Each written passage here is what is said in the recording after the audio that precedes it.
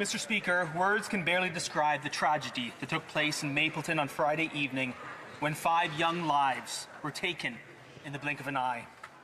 5 children, ages 4, 6, 8, 10 and 12, were killed in a horrible collision, and 5 other family members were seriously injured. Today, our thoughts and prayers are with the family and their community of Elmira as they grieve this unthinkable loss.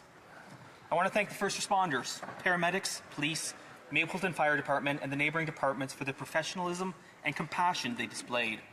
Our hearts are with each of them as they process what they witnessed. Thank you to the neighbours and Good Samaritans who rushed in to help. Today, our community is grieving, praying, remembering, and honouring 5 beautiful young lives taken far too soon. Thank you, Mr. Speaker.